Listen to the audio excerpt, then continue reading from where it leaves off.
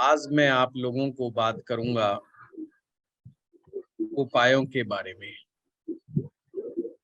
आज मेरी लता जी से बात हुई थी। विद्यार्थी उपाय कैसे करते हैं, कैसे करना चाहिए, उसके नियमों को सीखना चाह रहे हैं, तो हम भी उसी विषय पर बात करें। सर लेकिन और जुपिटर गुरु, 5th हाउस तक हुआ था खाली। हाँ हाँ, वो भी करेंगे, वो अपने नहीं छोड़ना नहीं है अपन। पर वो जो हम ग्रह को हर भाव में कर रहे हैं,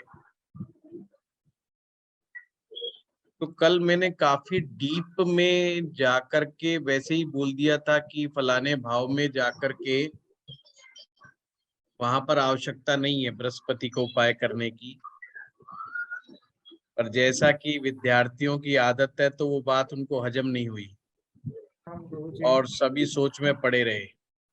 तो मुझे लगा ये एक मनोवैज्ञानिक प्रेशर उनके ऊपर बन रहा है, तो मनोवैज्ञानिक रूप से भी सांत्वना देना बहुत जरूरी है। तो कोई ना कोई उपाय देना जरूरी बनता है, तो उपाय दिए जाएंगे।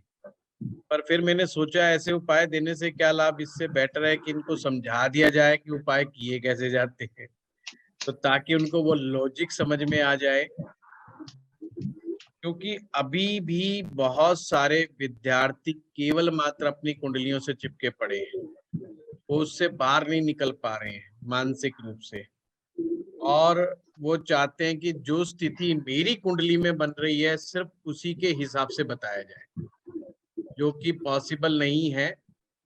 इसलिए मैं आज आपको उपायों से ही शुरुआत करता हूँ। उपाय किस प्रकार से किए जाते हैं, उससे पहले ये हमें समझना जरूरी है कि उपाय करना क्यों। उपाय किस स्थिति में किए जाते हैं? उपाय करना जब आवश्यक हो जाता है, जब ग्रह के द्वारा हमें कोई कष्ट दिया जा रहा है। ग्रह के द्वारा जब हमें कोई कष्ट प्राप्त हो रहा है तो ही उपाय किया जाता है। दूसरा, ग्रह से मन वांछित फल प्राप्त करने हेतु भी उपाय किए जाते हैं। ये दो रास्ते हैं कि हम या तो हम ग्रहों से जो अशुभ प्राप्त हो रहा है हमें उसको खत्म करना चाहते हैं अपने जीवन से, या हम बहुत ज्यादा महत्वाकांक्षी हो रहे हैं और उस महत्वाकांक्षा के चलते हमें जीवन में कुछ महत्वपूर्ण चीजें चाहिए, उस मनोकामना पूर्ति हेतु हम उपाय करते हैं। अब जो पहली जो बात है कि अपने कष्टों को समाप्त करने के लिए ग्रहों की शांति, ये हमारे ऋषियों ने भी लिखा है, हमारे ज्योतिष के वैज्ञानिकों ने भी इसके ऊपर बहुत ज्यादा कार्य किया है और वो उपाय कारगर भी सिद्ध होते हैं। पर जो महत्वाकांक्षा वाले उपाय हैं उनकी कोई बहुत बड़ी गारंटी नहीं है। उन उपायों की पहले से ही ये चीज ज्योतिषाचार्य को समझ में आ जानी चाहिए।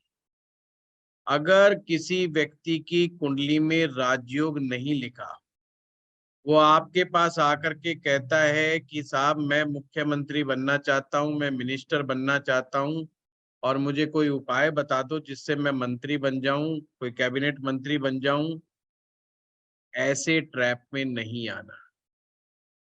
कोई भी चीज व्यक्ति की कुंडली से बाहर जाकर के नहीं हो सकती। एक ज्योतिषाचार्य को अपनी लिमिट को भी समझना होगा। हम इस ब्रह्म विज्ञान के सहयोगी हैं, हमारे हाथ में कोई कंट्रोल नहीं है। हमें बॉस नहीं समझना है और ज्योतिषाचार्य को ये बिल्कुल वहम में नहीं रहना चाहिए कि हर चीज उसके हाथ में है या हर समस्या का समाधान उसके हाथ में है। ऐसा बिल्कुल भी नहीं होता। ये बातें मैं क्यों बता रहा हूं, ताकि उपाय के दम पर कहीं आप फॉल्स कमिटमेंट ना कर दें। उपाय भी उन्हीं लोगों की कुंडलियों में कारगर होते हैं जिनके अच्छे कर्म होते हैं। जो लोग खराब कर्म करते रहते हैं और साथ में सोचे कि छोटी मोटी पाठ पूजा से, थोड़े मोड़े दान पुण्य करने से मेरे सारे पाप खत्म हो जाएंगे, ऐसा नहीं होता है। जो हम प्रेजेंट की कुंडली पढ़ रहे होते हैं, जो हम व्यक्ति की कुंडली पढ़ रहे होते हैं, ये उसके पूर्व के कई जन्मों का हिसाब किताब ग्रहों के माध्यम से लिखा गया है। और एक समझदार ज्योतिषी ग्रह स्थिति को देख करके ये समझ पाता है कि ये कर्मा कितना गहरा है, उसी हिसाब से रेमेडी सजेस्ट की जानी चाहिए। जो सीवियर प्रॉब्लम है कुंडली की, वो लंबे समय तक उपाय करने के बाद ही उन चीजों में सुधार आता है। खास करके जो पूर्व जन्म के हमारे श्राप हैं, वो एक दो बार के काम करने से नहीं टल जाते। कुंडलियों में जो ऋण की स्थिति बताई है, उन ऋणों में लंबे समय तक आपको उपाय करने पड़ते हैं। कम से कम 43 हफ्ते या कई बार तो 43 साल तक भी वो उपाय किया जा सकता है। अगली बात बहुत इंपॉर्टेंट, जो जल्दी वाले उपाय हैं, जो कि वर्षफल के द्वारा आते हैं।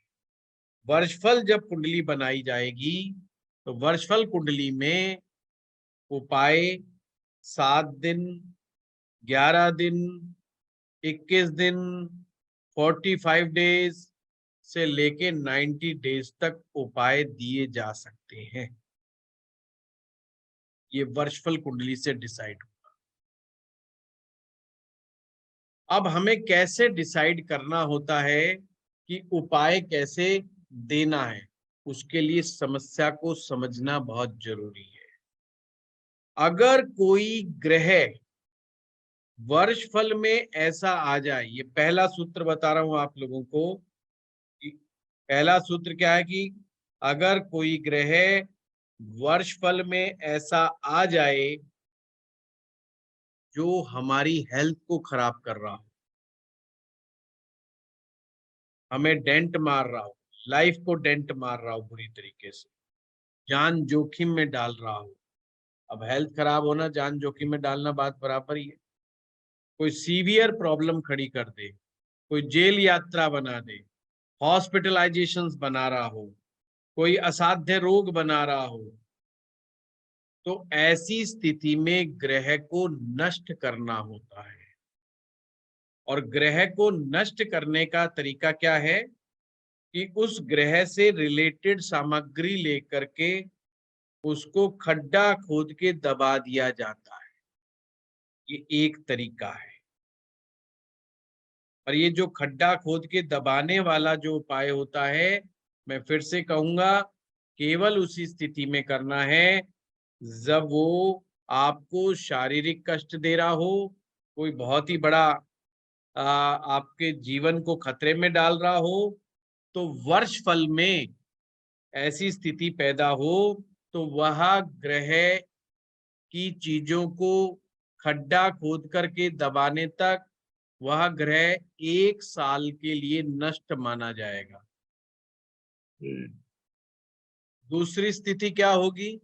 दूसरी स्थिति क्या होती है कि अचानक से कोई संकट आन खड़ा होता है हमारे ऊपर, अनएक्सपेक्टेड इवेंट्स।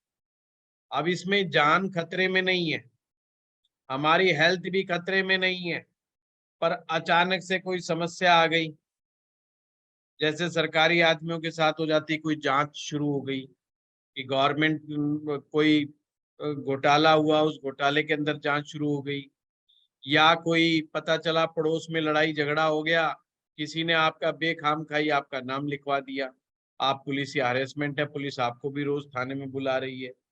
ये खाम खाई के संकट है, बिना मतलब का आरोप लग गया, आप उस चीज में शामिल हैं या नहीं है उसमें फिर भी आरोप लग गया। तो हम क्या करते हैं, ये एक संकटकालीन उपाय बोले जाते हैं, यानी कि ग्रह को अपने से दूर भेज देना। जो भी ग्रह ऐसी स्थिति का निर्माण करे, उस ग्रह की चीजों को अपने से दूर भेज देना। जैसे मान लीजिए, तो जैसे वर्षफल में राहु 5वें भाव में आ गया, अब उसकी संतान का मामला फंस गया, कहीं बेचारा संतान को साथ दिक्कतें आ रही है वर्षफल के अंदर के अनुसार, वो देख रहा है कि बच्चा बेटे को कहीं वो इंटरव्यू देने जा रहा है तो इंटरव्यू में पास नहीं हो रहा, उसको कोई ना कोई बाधा, कोई ना कोई परेशानी संतान को आ रही है, और पता चला वो किसी ट्रैप में फंस गया या तो किसी गलत संगत में फंस गया है बेटा, तो ऐसे में क्या करेंगे, राहु की चीजें लेकर के बहते जल में प्रवाहित कर देंगे। अब बहता हुआ जल क्या है कि उसको अपने से बहुत दूर ले जाएगा, तो जल प्रवाह भी आप कर सकते हैं। तो दूसरा तरीका है जल प्रवाह। अब पानी में जो चीजें फेंकी वो पानी अपने साथ पता नहीं आपसे बहुत दूर तक वो चीजें ले जाएगा, तो ऐसे में केवल मात्र उन चीजों को अपने ऊपर से 7 बार वार करके मानसिक रूप से संकल्प करके कि हे प्रभु, मेरे जो संकट हैं, जो परेशानियां हैं, वो सभी अपने साथ बहा करके ले जाओ, हमसे दूर ले जाओ। ये दूसरा तरीका है। पहला तरीका बताया नष्ट करना, दूसरा तरीका ग्रह को अपने से दूर करना, तो दूर करने का तरीका जल प्रवाह है। अब तीसरा तरीका, कई बार सिचुएशन ऐसी फंसती है जिसमें ना तो हम ग्रह को नष्ट कर सकते और ना ही अपने से दूर कर सकते, तो वो तीसरा तरीका जो है वो क्या होगा। अब इसका एग्जाम्पल है जैसे पति पत्नी का झगड़ा। अब मान लीजिए शुक्र खराब हो रहा है, पत्नी बिगड़ गई, पत्नी ने झगड़ा शुरू कर दिया। अब आप उसे नष्ट भी नहीं कर सकते क्योंकि हेल्थ का मामला भी नहीं है ना ये, और अपने से दूर भी नहीं कर सकते।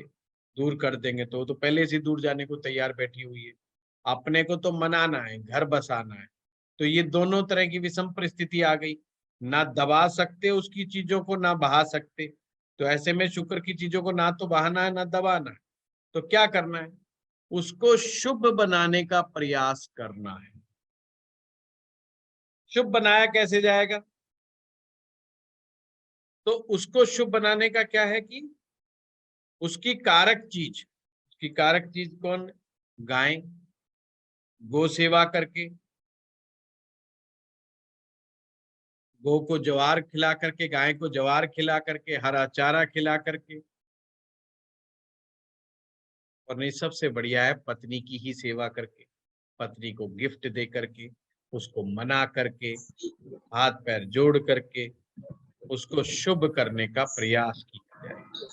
अब उसमें अपन ने बना देना कि वर्ष फल में शुक्र कब तक खराब आ रहा है।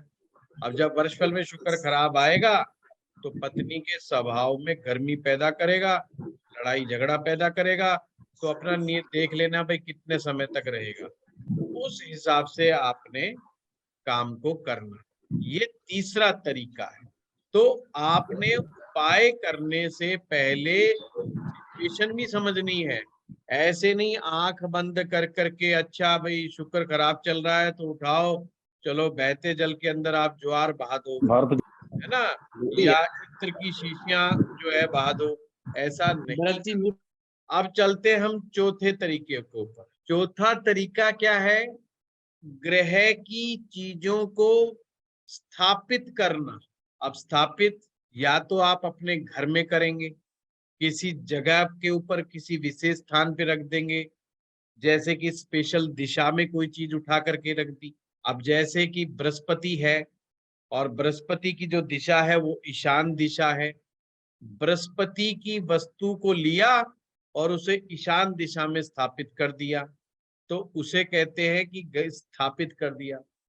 किसी चीज को अपने साथ रखना, कि जैसे चांदी का चकोर टुकड़ा अपनी जेब में रख लिया, गले में चैन पहन ली, ये सब होता है स्थापित करना। इसे कहते हैं ग्रह को स्थापित करना। उंगलियों में रतन पहन लिए तो आपने उंगली के अंदर ग्रह को स्थापित कर लिया, गले में चैन पहन ली तो गले में आपने ग्रह को स्थापित कर लिया, आपने माथे पे तिलक कर लिया तो ग्रह को माथे पर स्थापित कर लिया। ये चौथा तरीका है स्थापित करना। ये चीज आप समझ गए, बड़ा आसान तरीके से मैं आपको बता रहा हूं, ये अकॉर्डिंग टू द सिचुएशन होना चाहिए। जिन ग्रहों की ताकत हम बढ़ाना चाहते हैं, चौथा तरीका किसके लिए था, जब हमें ग्रह की शक्ति को बढ़ाना हो, और ग्रह की उसी ग्रह की शक्ति को हम बढ़ाना चाहते हैं जो ग्रह हमें कुछ देने में सक्षम हो, तो ही हम उसको बढ़ाएंगे। जो हमारे लिए फेवरेबल ग्रह होता है, जो ग्रह हमारे लिए फेवरेबल होगा उसकी ताकत को बढ़ाएंगे, उससे रिलेटेड रंग के कपड़े पहनेंगे, उससे रिलेटेड चीजों को अपने साथ रखेंगे, उनसे रिलेटेड चीजों का खान पान में इस्तेमाल करेंगे, उनका ज्यादा से ज्यादा उपयोग करेंगे। तो जो ग्रह फेवरेबल होगा उसी का हम करेंगे। पांचवा होता है, दो ग्रहों के झगड़ों को, दो अशुभ ग्रह आपस में झगड़ा करने लग जाएं और उनको बीच में एक तीसरा ग्रह स्थापित कर देना जो उन झगड़े को सुलटा दे, ये भी एक प्रकार का उपाय है। एक बार रिपीट कर दीजिए सर, फिफ्थ वाला। दो अशुभ ग्रह जब झगड़ा करने लग जाए तो दोनों के झगड़े को सेट करने के लिए, ठीक रखने के लिए तीसरे घर की स्थापना करना, तीसरे ग्रह की स्थापना करना। जैसे कि सूर्य और शनि, सूर्य और शनि अगर एक साथ किसी भाव में बैठे हैं, अब सूर्य पिता है और शनि पुत्र है, दोनों का झगड़ा है, तो लाल किताब कहती है सूर्य और शनि के झगड़े में शुक्र की मौत, यानी शुक्र मारा जाता है। अब शुक्र कौन है, महिला। अब भाई सीधी सी बात है, बाप बेटा लड़ेंगे तो परेशानी तो माँ को होगी। अब माँ बेचारी फंस गई, ना तो वो अपने हस्बैंड के खिलाफ बोल सकती और वो अपने बेटे को भी नहीं छोड़ सकती, क्योंकि उसकी मोह ममता बेटे की तरफ भी है और वो हस्बैंड को भी नहीं छोड़ सकती। तो इसका मतलब है, इसका मतलब नहीं शुक्र मारा गया, मारा मतलब डेंट फील कर रही है वो किसी को, वो जिसको भी बोलती है वो वही उसको डांट मार देता है। बेटे को समझाने लगती है तो बेटा कहता है ठीक है भाई, तू मेरा साथ नहीं देती। पति को कहती है तो पति कहेगा भाई तूने बिगाड़ के रख दिया, सारा कसूर ही तेरा है। तो लेना देना उसका कुछ नहीं है, पर डांट उसी को पड़ रही है बार बार। इसी को कहते हैं कि उन दोनों के झगड़े में मारी गई। अब ऐसे में क्या करते हैं कि बुध ग्रह को स्थापित कर दो बीच में, क्योंकि बुध सूर्य का भी मित्र है और बुध शनि का भी मित्र है। आप समझे बात, दो झगड़ालुओं के बीच में एक ऐसा आदमी डाल दिया जो दोनों का दोस्त है, कॉमन फ्रेंड। तो ऐसे के अंदर बुध ग्रह की ताकत को बढ़ाना शुरू कर दो, मरकरी की ताकत बढ़ाना शुरू कर दो। अब छोटे छोटे गेंदे के फूल लगवाओ उनसे, उनको गमले ज्यादा से ज्यादा लगाओ, उनको कहो अपने गैलरी में हर जगह फूल पौधे लगाएं, छोटे छोटे वाले पौधे वाले जिनमें छोटे छोटे फूल हों, और अगर गेंदे के फूल हों तो बहुत ही अच्छी बात है।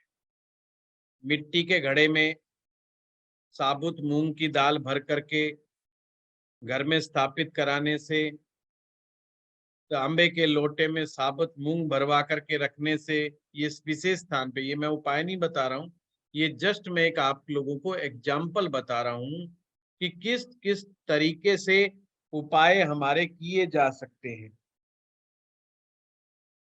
गुरुजी, ये तांबे का लोटा ही क्या ईशानपुर में स्थापन करना पड़ेगा या? अभी कुछ नहीं, अभी कुछ नहीं, सिर्फ मैंने एक एग्जाम्पल बताया है। वो तो केस टू केस स्टडी करना पड़ेगा कि इसको पूर्व दिशा में रखें कि ईशान दिशा में रखें कि उत्तर दिशा में रखें, ये बाद में केस टू केस वेरी करेगा। कुंडली कुंडली अनुसार होगी। हाँ, कुंडली के अनुसार। एक तरीका है, जो तरीका है दान का तरीका। अब दान की जो चीजें होंगी उसके भी नियम है। वो नियम क्या है, वो चीज समझना होगा। हमारे शास्त्र में लिखा है कि दान कहाँ पर देना चाहिए, तो ज्योतिष शास्त्र में स्पेसिफिक है। वैसे दान आप किसी को भी दे सकते हैं, पर दान देते समय कुछ चीजों का ध्यान रखना चाहिए। शुभ ग्रहों का दान ब्राह्मण को जाता है, पाप ग्रह का दान गरीब को जाता है और छाया ग्रह का दान भिक्षाटन करने वाले भिखारी या बहुत ही खाना बदोश जीवन जीने वाले लोगों को दिया जा सकता है। दान का एक माध्यम मंदिर भी हो सकता है, यानी कि मंदिर में जाकर के दान देना, और गरीब लोगों को दान देना। ये आप लोगों को दान के मैंने तरीके बताए। कई बार अक्सर पूछा जाता है कि साहब हम गरीबों को दान दे दें? किया जा सकता है, पर अगर ग्रह का उपाय कर रहे हैं, विशेष करके बृहस्पति ग्रह का दान आपको केवल ब्राह्मण को जाना चाहिए। अगर आप अपने ग्रहों का उपाय करना चाहते हैं, बृहस्पति का दान ब्राह्मण को जाना चाहिए। शुक्र के दान में आप किसी महिला को भी या ब्राह्मणी को भी दान दे सकते हैं। किसी महिला, किसी ब्राह्मणी या किसी सुहागन स्त्री को दान दिया जा सकता है। यानी शुक्र की चीजें किसी सुहागिन यानी कि शादीशुदा महिला, कोई जवान महिला या ब्रह्म या पंडिताइन को आप दान दे सकते हैं। बुध का दान छोटी कन्याओं को या किन्नरों को देना चाहिए। मंगल का दान किसी रिटायर्ड फौजी या किसी विधवा स्त्री, कोई भी जो एडवेंचर वाले काम किए हों, फौज में हो और रिटायर्ड आदमी हो, उनको भी ये मंगल का दान दिया जा सकता है। और अगर ऐसा व्यक्ति ना मिले तो फिर मंदिर में दान दिया जा सकता है। चंद्रमा के लिए माँ या माँ जैसी महिलाओं को भी दान दिया जा सकता है, मतलब उनकी सेवा करके भी आप उपाय कर सकते हैं। शनि का दान गरीबों को, अपने नीचे काम करने वाले लोगों को, छोटे लेवल पे काम करने वाले लोगों को, राह चलते लोगों को, मजदूरों को दिया जाना चाहिए। राहु का दान सफाई कर्मचारी को, कोड़ियों को, कूड़ा बींदने वालों को, और केतु का दान सन्यासियों को, साधुओं को दिया जा सकता है। तो रिस्ट्रिक्शन एक में ही है। खास करके कई बार कहते हैं कि भाई पंडित जी को ही बता रहे हैं, ये क्या चक्कर है? तो ऐसा कोई चक्कर नहीं है। सिर्फ बृहस्पति का दान में एक रिस्ट्रिक्शन है कि बृहस्पति का दान पंडित जी को ही देंगे तो आपका दान ज्यादा बेहतर तरीके से लगेगा। अन्यथा दानों में ऑप्शंस आपके पास अवेलेबल हैं, और अगर नहीं मिले तो उठा करके मंदिर में दे जाना चाहिए। सूर्य का जो दान है वो गवर्नमेंट के अधिकारी को भी दिया जा सकता है, पंडित जी को भी दिया जा सकता है, मंदिर में भी दिया जा सकता है। वैसे सूर्य को ठीक करने के लिए मंदिर निर्माण बहुत अच्छा उपाय है। जो लोगों के पास सामर्थ्य है, जिनके पास पैसा है और वो चाहते हैं कि हमारा सूर्य ग्रह का हमें आशीर्वाद प्राप्त हो, तो उन्हें मंदिर बनवाना चाहिए। ये ध्यान रखिएगा। मंदिर निर्माण करने के भी पुण्य लिखे गए हैं। जो भगवान शिव का मंदिर बनाता है उनका जो है गुरु ग्रह अच्छा होता है। जो लोग विष्णु जी का मंदिर बनवाते हैं उनका बुध ग्रह अच्छा होता है। जो बड़े बड़े व्यापारी लोग होते हैं वो विष्णु जी के मंदिर बनवाते हैं। और कोई भी मंदिर बनवाओ, सूर्य अच्छा होगा ही होगा। सर विष्णु जी का मंदिर किस लिए बोला था आपने? बुध ग्रह। गुरुजी छाया ग्रह किसके लिए बोला था? वो मेरा मिस हो गया। छाया ग्रह के लिए मैंने बताया था जो कूड़ा बीनने वाले लोग होते हैं, गुरुजी चंद्रमा रह गया जी, माफी चाहता हूँ। चंद्रमा माँ के लिए बताया था मैंने, माँ या माँ जैसी कोई भी महिला उनके लिए। ये शनि मंदिर के लिए फिर शनि का भी फल मिलेगा क्या? शनि का नहीं? नहीं, पहले चीज समझो, वो शनि कंफ्यूज मंदिर मत होइए। बनवाया है। मैंने इतना बताया है, कोई भी व्यक्ति कोई मंदिर बनवाए, सूर्य अगले जन्म में अच्छा मिलता है, सूर्य। ऐसा लिखा है। हमें, मेरा कोई अनुभव नहीं है क्योंकि कोई मंदिर बनाता नहीं है मेरे कहने पर, मैं वैसे बता रहा हूँ जो लिखा है। और जो भगवान शिव का मंदिर निर्माण करवाता है या शिव मंदिर का जीर्णोद्धार कराता है, उनका बृहस्पति अच्छा होता है, यानी बृहस्पति पुष्ट होता है। मैंने सिर्फ ये बताया। विष्णु जी के मंदिर के निर्माण में बुध ग्रह पुष्ट होता है, मेरा सिर्फ ये समझाने का मतलब है, बाकी और चीजों से नहीं है। तो ये मैंने आपको रास्ते बताए हैं, मार्ग बताए हैं, उपाय करने के तौर तरीके बताए हैं। अब इतने समझ में आ गए? उपाय सिचुएशन को देख करके करना है, ग्रह की स्थिति को देख करके ही करना है। अब वहीं से आ जाते हैं जहां से हमने शुरू किया था। पहले भाव में बृहस्पति हो तो इसके दो तरीके हैं। पहला तरीका तो ये है कि अगर पहले भाव में बृहस्पति है और वो किसी भी कारण से कमजोर पड़ रहा हो, मैं अभी कारणों में नहीं जाऊंगा, टेक्निकल वो मैं काफी बता चुका हूं, किसी भी कारण से कमजोर। हाँ जॉन साहब। नमस्ते सर। नमस्कार नमस्कार। अगर किसी का बिजनेस नहीं चल रहा हो, किसी का काम नहीं चल रहा हो, तो उसका रेमेडी क्या हो? वो नहीं अभी डिस्कस करेंगे जॉन साहब, वो अपन बाद में करेंगे लास्ट में, है ना। अभी ओके, अपन ओके, ने थैंक ये यू। ध्यान देना है कि उपाय कैसे करने हैं। गुरु अगर किसी का पहले भाव में बैठा है तो वो अगर खराब रिजल्ट दे रहा है तो अपने को उसका उपाय कैसे करना है। तो इसका एक तरीका क्या है कि सबसे पहले मित्र ग्रहों की मदद ली जाए, और बृहस्पति का जो परम मित्र है वो चंद्रमा है। पहले भाव में मदद पहुंचाने के लिए बृहस्पति को आप चंद्रमा की कोई चीज गले में डाल सकते हैं। अगर बृहस्पति की ताकत बढ़ानी हो तो आप गोल्ड की चैन गले में धारण कीजिए। अब किसी के पास गोल्ड ना हो तो उन्हें कहे पीला धागा गले में धारण कर लो।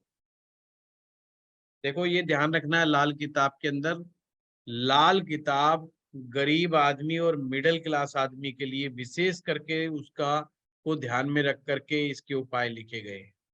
लाल किताब की खूबसूरती यही है कि हम अपनी घरेलू चीजों से भी इलाज कर सकते हैं।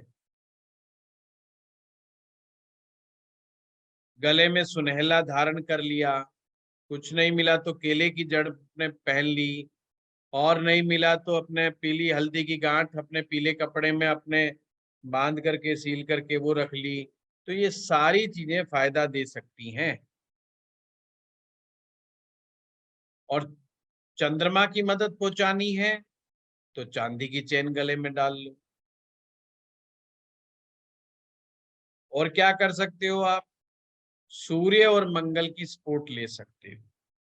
सूर्य और मंगल की सपोर्ट कैसे ली जाएगी? लाल चंदन का तिलक अपने माथे पर लगाना।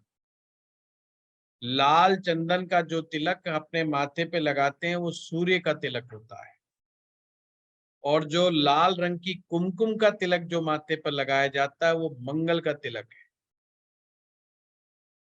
तो माथे पर लाल रंग का तिलक लगाने से,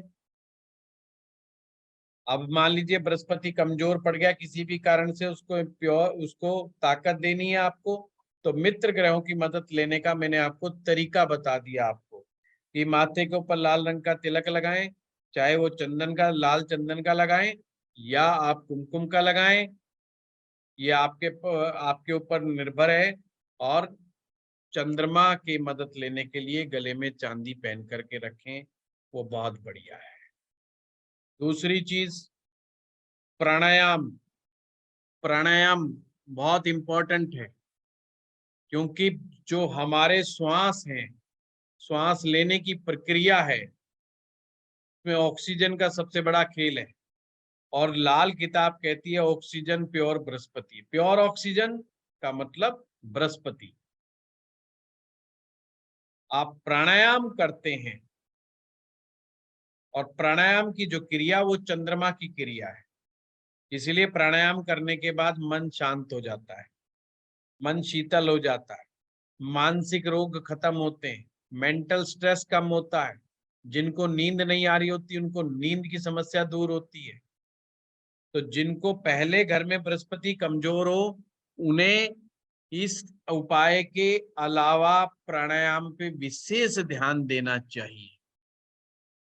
तीसरी टेक्निक मेडिटेशन, क्योंकि first house is your brain. Meditation आपके ब्रेन को प्योर बनाता है। मेडिटेशन आपके ब्रेन को प्योर बनाता है। और ये ध्यान रखना, बृहस्पति का दान जब तक नहीं करना जब तक आपको गुरु ग्रह फर्स्ट हाउस में कोई रोग ना दे रहा हो, बीमारी ना दे रहा हो, उससे पहले आप दान पुण्य के चक्कर में नहीं पड़ना है ना। उसको कमजोर नहीं बनाना हमने, ये ध्यान रखना, उसको मदद देनी है सिर्फ। तो ये कंडीशन का विश्लेषण करते रहना, इसको मतलब 2 एकम 2, 2 दूनी 4 ऐसे पहाड़े की तरह मत समझना। इसमें लॉजिक जितना आप लगाओगे, जितना उपाय करते समय कॉमन सेंस का इस्तेमाल करोगे, उतना बेहतर उपाय आप देने में सक्षम हो जाओगे।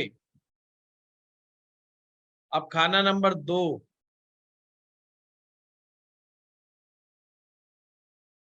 अब खाना नंबर 2 में मैंने क्या बताया था कि वहां पे बृहस्पति का घर भी है और वो शुक्र का घर भी है।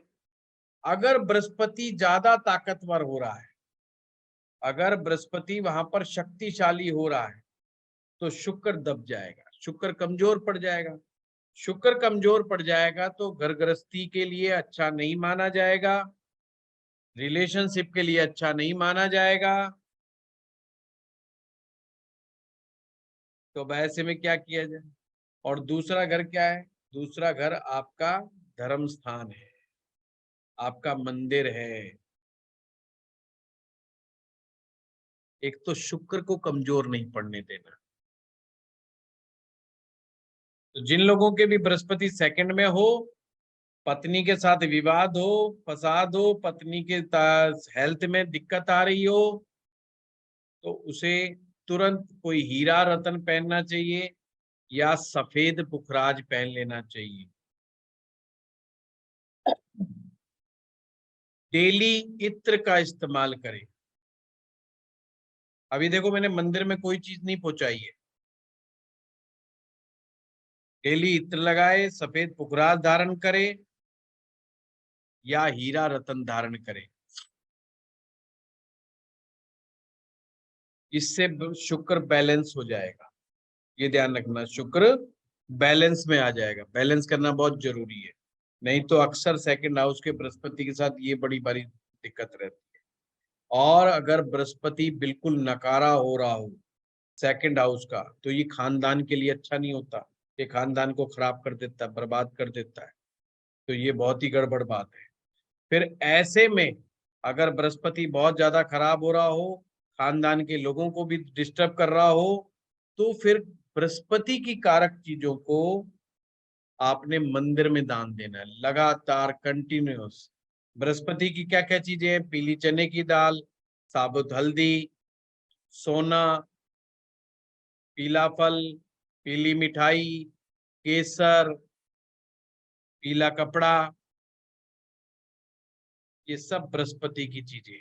आप इन्हें लगातार मंदिर में देने से, धर्म स्थान में देने से, पंडित जी को देने से बृहस्पति का उपाय होगा। दोनों स्थिति बता दी। अगर बृहस्पति खराब हो रहा है तो पहचान क्या होगी? वो खानदान के लोगों को भी परेशान कर रहा होगा बृहस्पति, खुद के ट्रेडिशन को नहीं मानेगा, कुणबे की बातों को नहीं सुनेगा, वो नकारा होता चला जाएगा, पैसा व्यर्थ पे व्यर्थ गवाएगा, पैसा कमाएगा नहीं, हल्ला ज्यादा मचाएगा, गाली गलोच, ये वो उल्टा सीधे काम। तो वो निशानी होगा कि बृहस्पति अच्छा असर नहीं दे रहा।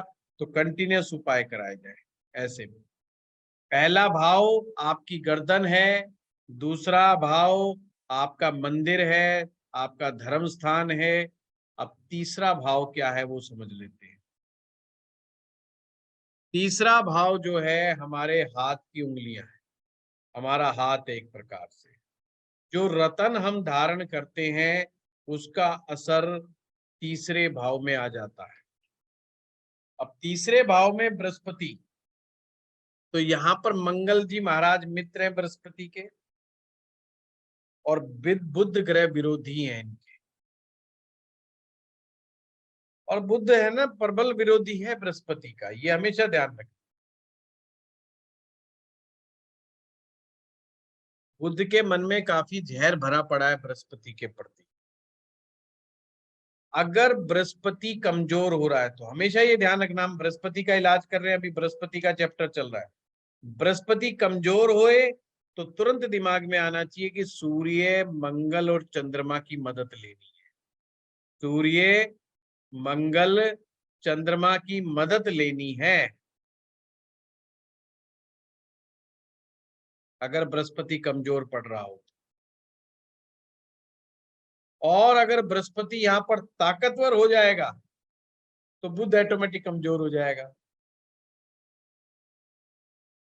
तीसरे भाव में बृहस्पति के शक्तिशाली होने के चांस बहुत कम रहते हैं। तो किसी रेयर स्थिति के अंदर ही ऐसी स्थिति पैदा होगी कि बृहस्पति बहुत सॉलिड हो जाएगा। भाग्य वृद्धि के लिए पीला पुखराज पहना जा सकता है। इसके लिए बताया आपने? भाग्य वृद्धि के लिए, लक को एनहांस करने के लिए। ये कौन सी फिंगर में डालना है सर? इंडेक्स फिंगर में। देखो मैं आपको सूत्र बता देता हूं। ये 4 उंगलियां हैं, 4 उंगली में से एक उंगली ऐसी है इसमें आप किसी भी ग्रह का रत्न पहना दो, सबका असर आएगा। उस उंगली का नाम है रिंग फिंगर, अनामिका। इसका कोई नियम नहीं है, ये समझ लीजिए। रिंग फिंगर का कोई नहीं, कोई 9 के 9 ग्रह की रिंग इसमें पहनाई जा सकती है। कहीं का भी असर लेना हो किसी भी ग्रह का, ये रिंग फिंगर है जिसे अनामिका उंगली कहते हैं। कोई भी ग्रह का असर ले, इसमें हर ग्रह अपना असर साथ देगा। ये वो उंगली है, इसका कनेक्शन डायरेक्ट हमारे हृदय से है, हार्ट के साथ कनेक्टेड है। इस पे अगर चोट लग जाए ना इस उंगली के ऊपर, सीधा यहाँ दर्द होगा एकदम। ये इसकी, इसलिए शादी के समय में जो रिंग फिंगर पहनाई जाती है दूल्हा दुल्हन की है कि लेफ्ट हैंड या राइट हैंड सर? जो हाथ से लिखते हैं। लेफ्ट और राइट में कंफ्यूज मत होना। जो आदमी का जो हाथ चलता है, राइट वाला चलता है राइट में पहनेंगे, लेफ्ट वाला चलता है लेफ्ट में पहनेंगे। एक्टिव हैंड आप समझ सकते हैं, एक्टिव हैंड। बृहस्पति के लिए पहली उंगली इंडेक्स फिंगर,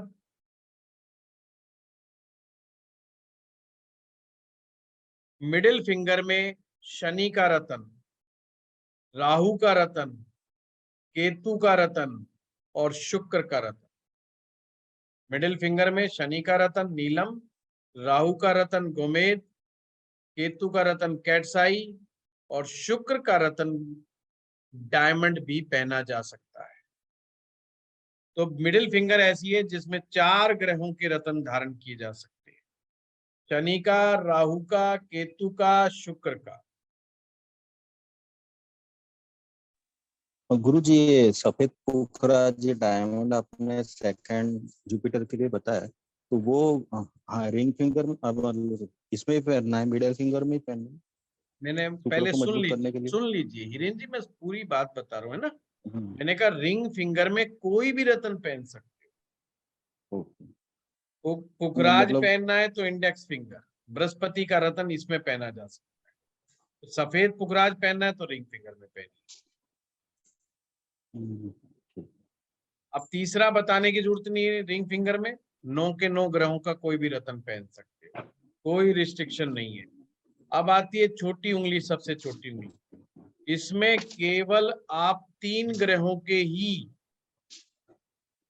आप जो है 3 ग्रहों के ही पत्थर पहन सकते हैं, चंद्रमा का, बुध का और केतु का। यानी कि चंद्रमा का मोती, बुध का पन्ना और केतु का कैटसाई। तो कैटसाई के लिए 2 उंगलियां बता दी मैंने आपको, सबसे छोटी भी और मिडिल भी।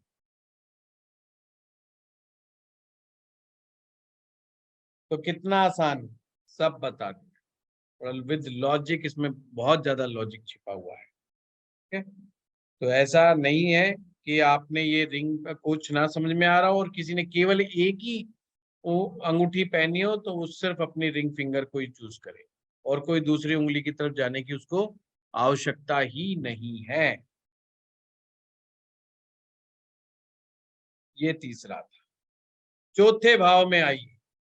चौथे भाव में कोई भी ग्रह अगर हो, चौथा भाव जल प्रवाह का भी है, चौथा भाव जल प्रवाह का भी है। अगर ऐसी स्थिति बने कि जिसमें आप ग्रह को अपने से दूर नहीं भेजना चाहते, याद करो मैंने क्या बताया, जल प्रवाह का मतलब ग्रह को अपने से दूर भेजना, और आप ग्रह को अपने से दूर भेजने वाले सारे संकटकालीन उपाय होते हैं। संकट आन पड़ा अचानक से, है कोई लड़ाई हो गया, कोई झगड़ा हो गया अचानक से, और आपने देखा कि मंगल चौथे में आ गया और पता चला एकदम से लड़ाई होगी, झगड़ा हो गया, मार पिटाई होगी घर के अंदर। अब क्या करें? तो उठाओ मंगल की चीजों को उठाओ और जल प्रवाह कर दो कि भाई आप जाइए, क्रोध को शांत कीजिए, अपने साथ क्रोध को ले जाइए। इस लड़ाई झगड़ा हो गया एकदम क्रोध में, गुस्से में। पर कुछ ग्रह ऐसे हैं जैसे कि बृहस्पति, अब बृहस्पति चौथे में आ जाएगा तो उच्च का है, अब इसको कहाँ भेज देंगे आप? पर अगर किसी भी तरीके से बृहस्पति खराब असर दे रहा होगा तो उसको शुभ बनाने का प्रयास करें। और शुभ बनाने के लिए मैंने आपको बड़ा अच्छा तरीका बता रखा है। चंद्रमा की मदद लीजिए, सूर्य की मदद लीजिए, मंगल की मदद लीजिए, ये आप मदद आपने लेनी है। तो सबसे बेस्ट तरीका ना ऑप्शन, जब भी आपने मदद दिमाग में आए ना बृहस्पति के मामले में, तो चंद्रमा को सबसे पहले लेके आना है। आप अपने घर में पीली चने की दाल और चावल मिक्स करके किसी बर्तन में उठा करके रख दीजिए।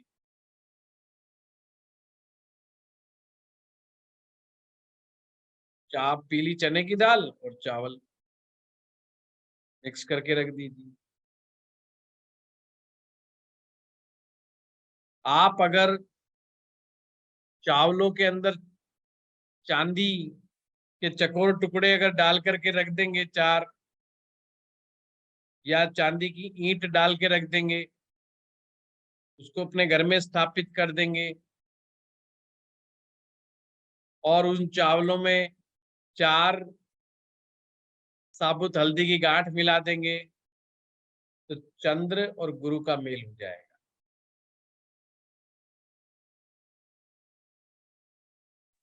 रिपीट करेंगे सर प्लीज। चावलों में चांदी के 4 टुकड़े, 4 चांदी के चकोर टुकड़े,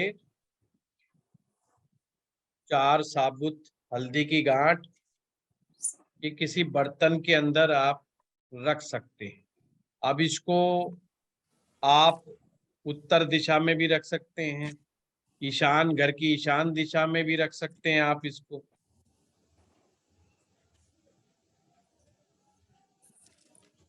गुरुजी लाल थैली में रख सकते हैं। आप कोई पोटली बना करके सोना और चांदी मिक्स करके रख सकते हैं। एक ऐसी पोटली बना ली जिसमें सोने के आइटम भी और चांदी के भी हो, और पीले रंग की पोटली बना लीजिए। ये कॉम्बिनेशन भी बना के रख सकते हैं आप।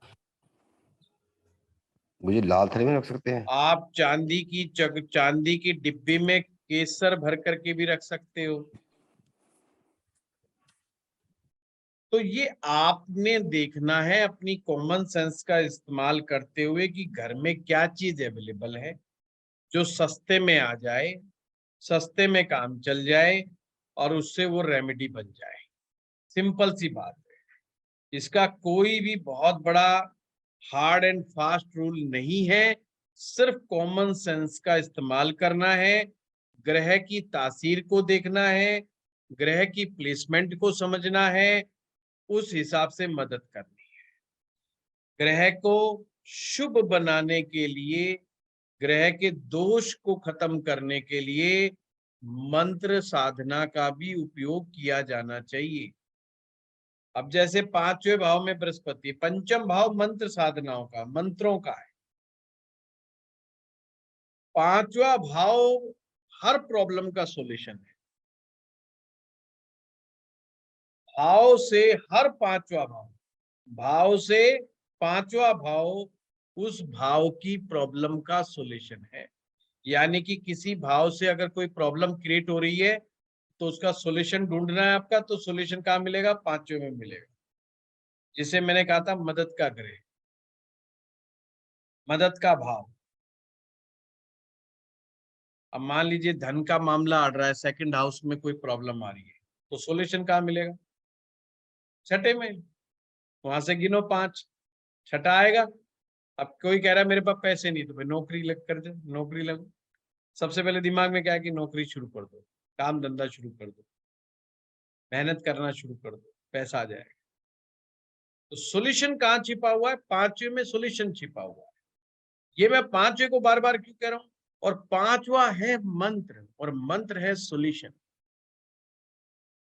जिस भाव से रिलेटेड कोई समस्या आ रही है, उससे 5वें भाव से रिलेटेड आप मंत्र का पाठ करना शुरू कर दीजिए, उसका समस्या समाधान होना शुरू हो जाएगा। अब 5वें में बृहस्पति था तो क्या समझाया था आपको? सिंपल, वहां पे सूर्य जी भी, सूर्य भी हैं और खुद गुरु भी है। अब यहां पर अगर बृहस्पति गड़बड़ चल रहा हो तो सूर्य तो वहां पर ऑलरेडी है, उस भाव में सूर्य का तत्व तो है ही है। गायत्री मंत्र का जाप इतना अद्भुत काम करेगा। वैसे भी 5वें भाव से रिलेटेड कोई समस्या आ रही हो, गायत्री मंत्र का जाप शुरू कर देना चाहिए। गायत्री मंत्र नहीं कर सकें तो सूर्य मंत्र का जाप आरंभ कर देना चाहिए, सूर्य नमस्कार आरंभ कर देना चाहिए। अब सिंपल समझ गए ना यहाँ पर। और मदद यहाँ पर भी 5वां भाव का संबंध क्या होता है? बच्चों के स्कूल से होता है। एक ऐसा स्थान जहां पर बच्चे शिक्षा प्राप्त करते हैं, विद्यार्थी। फिर से समझा दूं, पहले भाव का संबंध गले से, गले में माथे पर चीजों को स्थापित करना, पहला भाव मेडिटेशन प्राणायाम। सेकंड हाउस मंदिर, तीसरा आपका हाथ, चौथा आपका घर या बहता हुआ जल, 5वां कोई भी स्कूल जहां पर विद्यार्थी पढ़ते हों। विद्यार्थियों में उन चीजों का दान देना। अगर मान लो बृहस्पति खराब हो रहा है तो बुक्स, कॉपी, ये सब स्टेशनरी, पढ़ाई की बुक्स आप बच्चों में बांट सकते हैं। 6ठा भाव, 6ठे भाव का संबंध पाताल लोक से होता है, कुआं, गहराई वाली चीज। अब कुएं तो आजकल मिलते नहीं, अगर चीज गड़बड़ हो जाए तो इसका मतलब होता है उन चीजों को गहराई में जाके दबाना। गहराई का मतलब ये होता है कि कम से कम 1-1.5 फुट ज्यादा गहराई में कि वो चीज आ ना सके, वो चीज। आप समझते हैं बृहस्पति 6ठे में होगा तो क्या होगा? 6ठा भाव किसका है? बुध का है। और 6ठे भाव में बृहस्पति अच्छा असर नहीं देगा क्योंकि वो बुध के घर में एंट्री लिए उसने। यहाँ पर बृहस्पति को ताकत देने की बहुत ज्यादा जरूरत होती है।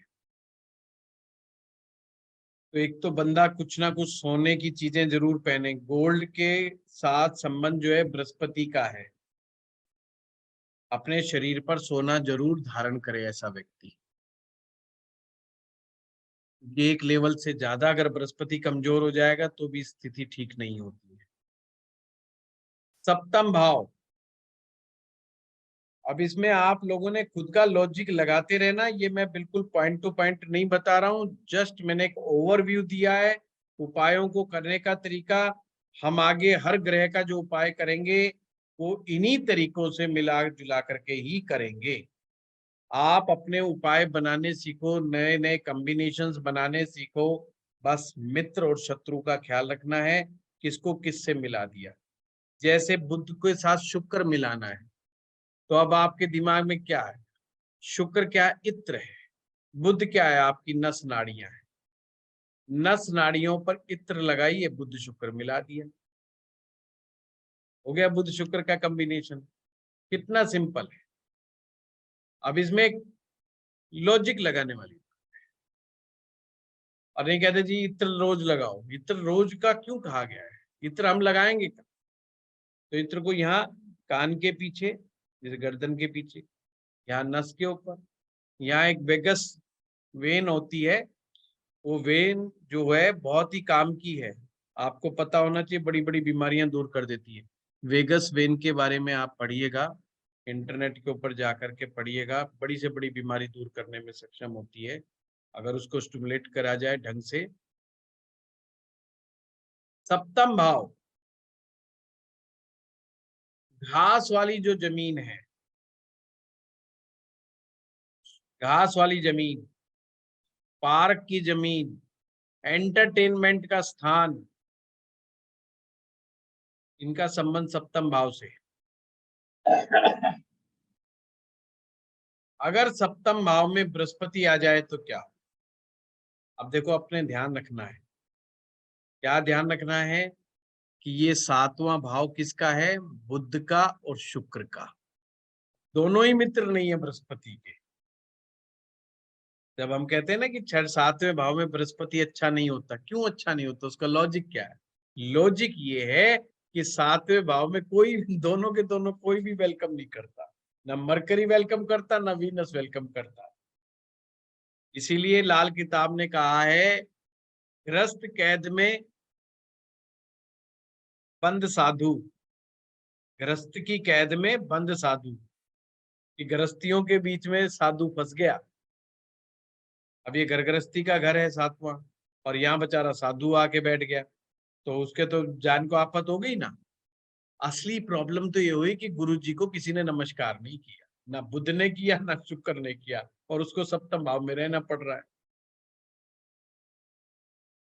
इसीलिए कहा जाता है कि घर में मंदिर ना रखें, पाठ पूजा ज्यादा ना करें, मंदिर में जाकर के पाठ पूजा करें। तो इसीलिए कहा गया है कि अगर ऐसा व्यक्ति अपने घर में बैठ करके पाठ पूजा जितनी ज्यादा करेगा, जिसके भी 7वें घर में बृहस्पति होगा, घर में बैठ के ज्यादा पाठ पूजा करेगा, मंदिर में धूनी रमा के बैठा रहेगा, तो कौन नाराज होगा? शुक्र और बुध नाराज होंगे। शुक्र और बुध दोनों का ही पाठ पूजा से कोई लेना देना नहीं, उनको इन चीजों में बिल्कुल आनंद नहीं आता। शुक्र एंजॉय का प्लेनेट है, और मरकरी तो आप जानते ही।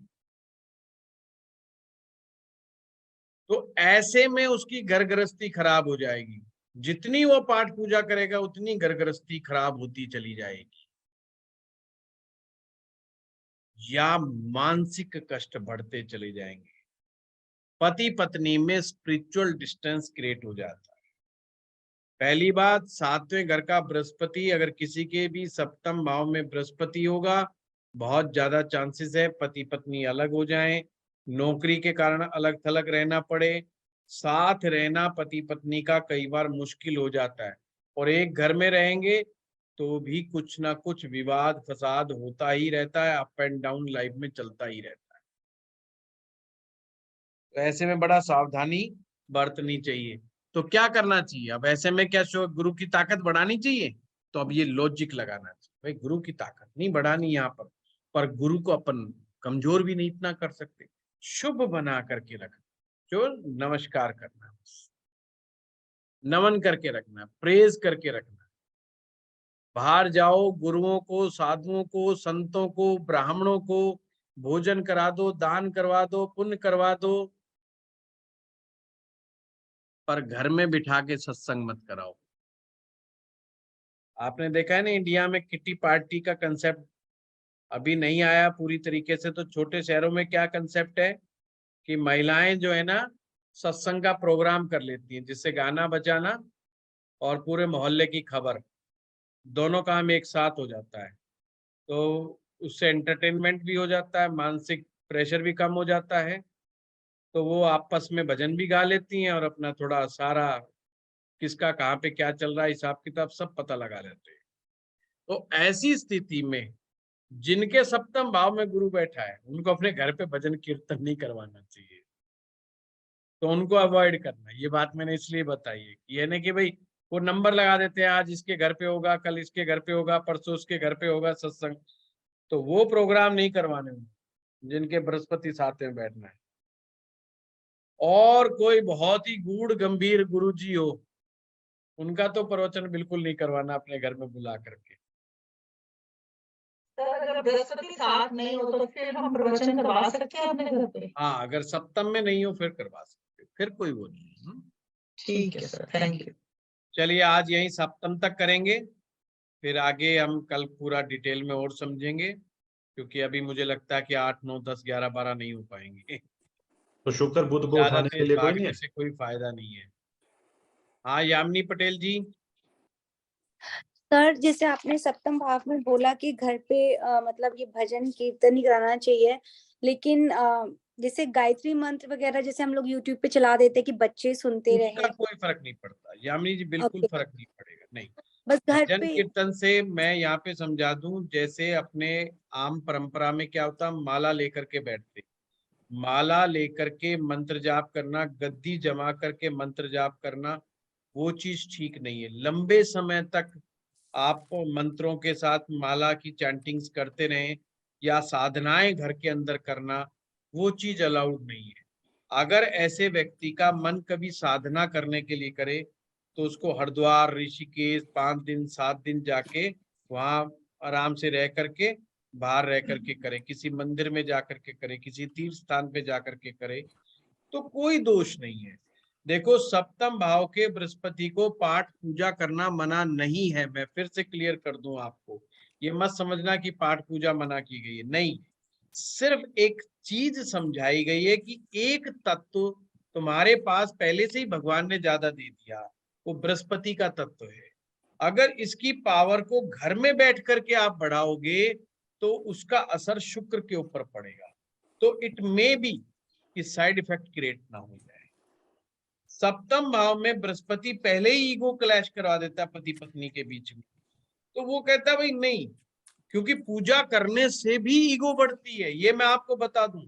इसीलिए हमारे शास्त्र में कहा गया है माला मंत्र जाप करने वाले को गुरु का सानिध्य लेना बहुत जरूरी है, क्योंकि गुरु ही है जो आपकी अहंकार पर बार बार चोट मारता है, आपको समझाता तू जीरो है, कुछ भी नहीं है, जा।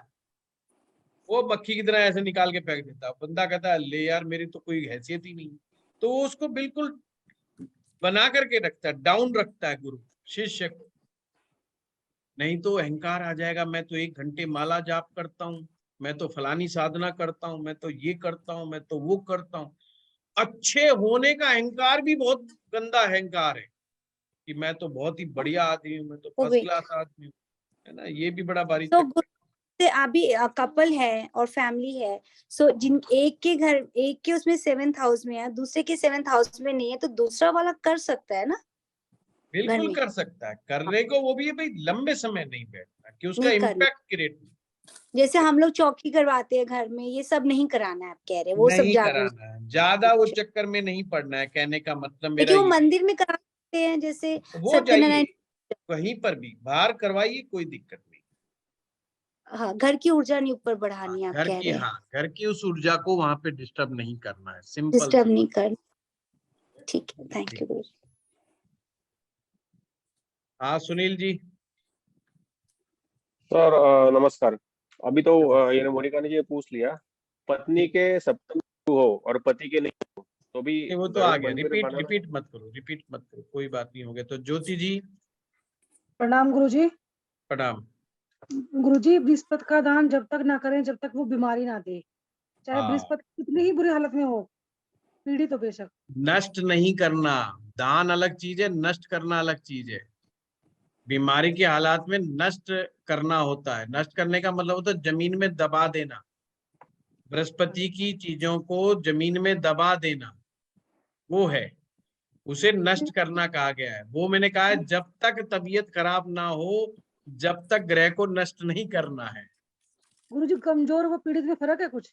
हाँ बिल्कुल है। पीड़ित का मतलब पिटा हुआ, कोई उसको पीट रहा है वो पीड़ित है, कोई उसे दुख पहुंचा रहा है, कोई कष्ट पहुंचा रहा है। अच्छा अच्छा, ठीक है, धन्यवाद गुरुजी। हाँ, जो बीमारी दे रहा है उसे नष्ट करना, न सिर्फ 1 साल के लिए, उसको जमीन में दबा देना है। वो किस भाव में बैठ के बीमारी दे रहा है, फिर वैसे अगर 8वें भाव में जाकर के दे रहा है तो फिर शमशान की भूमि पकड़नी पड़ेगी। 7वें भाव में बीमारी दे रहा है तो फिर पार्क की जमीन पकड़नी पड़ेगी। 6ठे भाव में दे रहा है तो कोई कुआ बावड़ी के आसपास की जमीन पकड़नी पड़ेगी, वीरान जमीन पकड़नी पड़ेगी। 5वां में बैठ के दिक्कत दे रहा है तो कोई स्कूल की जमीन पकड़नी पड़ेगी। ऐसे है, ये धीरे धीरे आ जाएगा, जब धीरे धीरे प्रैक्टिस करेंगे ना, एक दिन में नहीं आता। हाँ बराड़ साहब। धन्यवाद गुरुजी। प्रणाम गुरुजी। प्रणाम प्रणाम। गुरुजी 7वें में जुपिटर होगा तो वो शादी में भी दिक्कत देगा, उसका भी हल हो सकता है महाराज? जी जी जी बिल्कुल बिल्कुल, शादी में भी दिक्कत देता है। और शादी में जो दिक्कत होती है ना, वो सिर्फ इसी बात की होती है कि उनमें ना सेटिस्फेक्शन नहीं होता। उनको लगता है कि मुझे ऐसा मिले, मतलब अगर कोई लड़की के 7वें भाव में मान लो गुरु बैठा है, तो उसका ख्वाब होता है कि पति ऐसा होना चाहिए, बस उसमें इतने सारे गुण होने चाहिए, इतने आकाश में तारे। अब वो मिलता नहीं है, फिर समस्या खड़ी हो जाती है। तो अपने वो जीवन साथी में बहुत सारे गुण देखते हैं, मल्टी टैलेंटेड देखना चाहते हैं, अब वो तो मिलता नहीं है।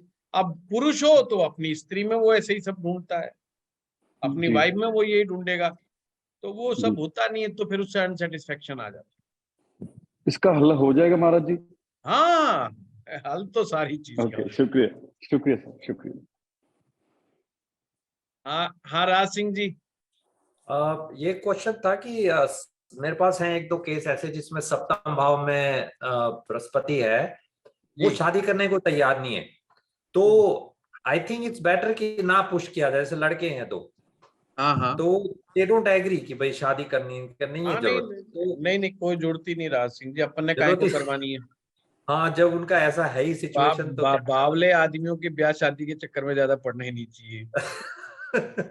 उनको इस्कॉन वालों का पता दो, कहते हरे राम हरे कृष्ण का जाप करो, एंजॉय करो, एंजॉय द लाइफ। ठीक है। हाँ खेमचंद सर, जैसे आपने इसमें दिया था 7th हाउस में बृहस्पति का, तो इसमें वीनस और मरकरी को अप करने का भी है कोई? हाँ, वही करना पड़ता है। तो अगर जो समस्या देख, बिना मतलब पहली बात तो छेड़छाड़ नहीं करनी। अगर किसी का 7वें भाव में बृहस्पति है, सब कुछ नॉर्मल चल रहा है, बिल्कुल छेड़छाड़ नहीं करनी, ना शुक्र के साथ, ना बुध के साथ, ना बृहस्पति के साथ। हमेशा उपाय जब करने हैं जब हमें कोई प्रॉब्लम समझ में आए, बिना उसके कुछ नहीं करना। ये नहीं कि सर्दी आने वाली है तो अब मुझे खांसी होगी तो पहले ही मैं दवाई ला के रख लूं, और अच्छा आज बरसात होगी तो मैं पहले ही दवाई ले लूं, कहीं मेरे को बुखार ना हो जाए। वो काम नहीं करना है। वर्षफल में देखना है, सिम्टम मैच करने हैं, चीजें कोई आएंगी तो अपन ने उपाय करना है, अदरवाइज नहीं करना है। तो इसमें अगर मैरिज में दिक्कत आ रही है तो फिर शुक्र के उपाय करना है, तो बुध के उपाय करने हैं। वो आप मैरिज आगे में बढ़ाएंगे। भी किस चीज के प्रॉब्लम आ रही है वो भी हमें समझना पड़ेगा। ये दिमाग की प्रॉब्लम आ रही है या एक्चुअल में प्लेनेट की। शादी ना होने के पीछे 2 चीजें जिम्मेवार होती है। एक तो दिमाग होता है आपका, क्योंकि वो पहले भाव है ना, 1st house is your brain, 7th house is your marriage. तो दिमाग की खराबियां भी शादी बिगाड़ देती हैं या होने नहीं देती। दूसरा प्लेनेट, तो दोनों में देखना है। अगर दिमाग की खराबी है बुध का इलाज करो, अगर प्लेनेट की खराबी है तो शुक्र का इलाज करो। ठीक है सर, थैंक यू सर। हाँ हाँ, शेखर साहब। प्रणाम सर। प्रणाम सर, आपने जैसे शेखर बताया साहब, कि जैसे आपकी बात देख लो, मैंने मान ली ना बिल्कुल। सर बहुत शुक्रिया आपका। मैं आपको एक्चुअली पर्सनल नहीं बोल सकता था सबके सामने। अब बताओ अब अगली अपनी बात। सर ये चीज थी, यानी जो हम लोग उपाय करते हैं जब भी कोई प्रॉब्लम आता है, तो वर्षफल का पहले करना चाहिए या बर्थ चार्ट का करना चाहिए? यहाँ पे बहुत जरा अच्छा क्वेश्चन। सबसे पहले व्यक्ति की कुंडली लेकर के आपने पॉइंट आउट करना है कि पूर्व जन्म के ऋण कौन कौन से हैं। उनको लंबे समय के उपायों के लिए बंदे को बताओ कि 3 साल, 5 साल, 7 साल, 10 साल उनको बताओ कि भाई ये तो साल में एक आध बार करने होते हैं, तू करता रहे आगे तक। दूसरी चीज, कोई ग्रह कुंडली में बुरी तरह खराब बैठा हुआ है, उसको लंबे समय के लिए 3 साल 5 साल के लिए बताओ कि भाई ये काम तो तुझे करते ही रहना है। मान लीजिए कुछ अच्छे के लिए करना है कि किसी व्यक्ति का मंगल योगाकारी है, मतलब बेनिफिशियल प्लेनेट है मंगल, उसको कहे भाई हनुमान जी की पाठ पूजा तू करता रहे सारी जिंदगी। अब उसको दे के छोड़ दिया कि भाई ये तेरे को नहीं छोड़नी है, या फलाना रतन तेरे को हमेशा पहन के रखना, ये तो एक तरीका हो। अब दूसरा क्या है कि फिर आना है हमने वर्षफल पर, कि वर्षफल में कौन सा ग्रह खराब हो रहा है, उसमें पॉइंट आउट करना है कि ये कौन से महीने में ज्यादा इम्पैक्ट दिखाएगा और क्या गड़बड़ आने के चांस है, उसके हिसाब से उपाय फिर बनेंगे। वो शॉर्ट टाइम के होंगे, ये ध्यान रखना, वो लंबे समय के नहीं होंगे। उनको नहीं कहना कि तू किए ही जा, ऐसा नहीं कहना। मैंने कहा 7 दिन, 11 दिन, 21 दिन, 43 दिन, 45 दिन, मैक्सिमम 90 दिन, बस इससे आगे नहीं करवाने, उसी में काम है। Okay sir, thank you very much. हाँ अमन जी। नमस्ते गुरु जी। नमस्ते गुरु जी, 2 क्वेश्चन है मेरे। जो हाँ। आपने बताया कि शनि का दान हमें करना है, वो हम कुष्ठ आश्रम में भी कर सकते हैं क्या? नहीं, वो राहु के लिए बताया, कुष्ठ रोगियों का, वो राहु के लिए बताया है। शनि का दान केवल गरीबों को, मजदूरों को, रिक्शा तांगा वालों को, इनको जाना है। गुरु जी, एक क्वेश्चन और है। जैसे आपने बताया कि विष्णु भगवान का मंदिर बनवाने से बुध ग्रह हमारा अच्छा हो जाता है, लेकिन वो आगे अच्छा होगा अगले जन्म में। लेकिन बुध ग्रह के देवता तो गणेश जी है और विष्णु भगवान सूर्य ग्रह के देवता है, तो विष्णु भगवान का मंदिर बनवाने। नहीं अमन, ऐसा नहीं है। विष्णु जी का संबंध गुरु ग्रह से भी है, विष्णु जी का संबंध सूर्य से भी है, और विष्णु जी का संबंध बुध से भी है। वो अवतार हैं, विष्णु जी के रूप है, उन रूपों का अलग अलग वर्णन है। मैं वैदिक ज्योतिष भी करवाता हूँ, तो मैंने वहां पर एक दिन बड़ा एक्सप्लेन किया था, वो लंबा एक्सप्लेनेशन है, इसलिए अभी नहीं छेड़ रहा, पर चिंता ना करो, बुध ग्रह का संबंध हमारे भगवान श्री हरि विष्णु जी से। हाँ वर्षुली जी। जी सर, नमस्ते। सर मुझे ये पूछना था कि जैसे खाना नंबर 6 की जगह हमने बोली कि गहराई है या फिर कुआं है, तो गुरु को बल देने के लिए क्या हम लोग कुएं में वो चीज डाल सकते हैं? नहीं, कुएं में तो मैंने कहा ना, देखो कोई चीज तो दबा दोगे, खत्म कर दोगे, उसे कहते हैं नष्ट करना। हमेशा हम कर क्या रहे हैं उसको समझना है। जब तक वो बीमारी नहीं दे रहा, अपन ने नष्ट नहीं करना उस साल के लिए, नहीं तो 1 साल के लिए ग्रह खराब हो जाएगा, जीरो हो जाएगा। क्योंकि बृहस्पति, ये ध्यान रखना, हमारी वेल्थ भी है, हमारी पुत्र संतान भी बृहस्पति है, ये भी हमें ध्यान रखना। मतलब नष्ट कर रहे हो तो 4 बार सोच लो, उसके साथ कई चीजें और गड़बड़ होंगी। तो दबाने वाला उपाय बहुत सोच समझ करके करना चाहिए। जल प्रवाह वाला उपाय और दबाने वाला उपाय बहुत सोच समझ के करना चाहिए। दान पुण्य वाला उपाय में इतना दिक्कत नहीं आती, जब तक असर आता है, जब तक बंदा कहीं ना कहीं सुधर जाता है, तो उसमें इतना बड़ा साइड इफेक्ट आने के चांस नहीं होते। साइड इफेक्ट सबसे ज्यादा दबाने में और बहाने में ही होता है। तो ये छठे गुरु को हम लोग अगर मदद दे, सूर्य गुरु मदद पहुंचाइए, सूर्य की मदद पहुंचाइए, है ना, चंद्रमा की मदद पहुंचाइए, वो ज्यादा बेटर। लेकिन वो किस तरीके से, जैसे कि उनकी चीजें धारण करने से? मैं वही जैसे कि जो मैंने तरीका बताता रहा हूँ, हमारे पास उनकी चीजों को रखने से, अपने घर में स्थापित करने से, छठे भाव के अंदर जो दिशा होगी उसकी दिशा के अंदर चीजों को रखने से, ये दान पुण्य करने से, वो चीज। ओके। और सर किसी को गिफ्ट देना और दान करना, दोनों में क्या अंतर है? बहुत बड़ा अंतर है। अच्छा, जैसे किसी सफाई कर्मचारी वाले को मुझे देना है, गिफ्ट हमेशा आदमी खुश होकर के देता है, प्लस किसी स्वार्थ की पूर्ति के लिए देता है। गिफ्ट किसे मिलते हैं? सरकारी अफसरों को गिफ्ट मिलते हैं। अब जी। देने वाला किस पर्पज से देगा? ठेकेदार किस पर्पज से सरकारी अफसर को गिफ्ट देगा? भाई कुछ मिलेगा, ठेका मिल जाएगा मुझे, कहीं मुझे जी। कॉन्ट्रैक्ट दिलवा देगा, कहीं मुझे अंदर की सीक्रेट बता देगा, है ना। नेताजी को मिलते हैं गिफ्ट, कि जी। नेताजी को ही दिला देंगे, हमें काम दिला देंगे, कहीं फोन कर देंगे। गिफ्ट मिलते किसको है? आम आदमी को गिफ्ट नहीं मिलता, या प्रिय व्यक्ति को गिफ्ट मिलता है। प्रिय जिसकी वो आदमी रिस्पेक्ट करता है, वो उसके साथ गिफ्ट देने का मतलब वो उसके साथ संबंध बनाना चाहता है। सिंपल बात है, गिफ्ट का मीनिंग संबंध बनाना चाहता है। अगर कोई मेरे पास गिफ्ट लेकर के आ रहा है तो वो स्टूडेंट मेरे साथ एक प्रकार का संबंध कायम करना चाहता है। जी। समझ रहे बात को? सिंपल सी बात है। हाँ। वही चीज है। दान में ये गारंटी नहीं कि संबंध बनाना चाह रहा है। दान जो है सिर्फ अपने जो ग्रह की रिलेटेड चीजें हैं उनको डिस्ट्रीब्यूट कर रहा है, उस एनर्जी को डिस्ट्रीब्यूट कर रहा है। जो नेगेटिव एनर्जी उसके पास थी, उस नेगेटिव एनर्जी को डिस्ट्रीब्यूट कर दिया। Positive sense. वो पॉजिटिव सेंस क्या है? कि वो चीज किसी के काम आ गई, किसी को भोजन मिल गया। जैसे मान लीजिए किसी में कहा भाई आपको जालिमाना ऋण है, आप 108 से ज्यादा गरीब लोगों को खाना खिलाओ।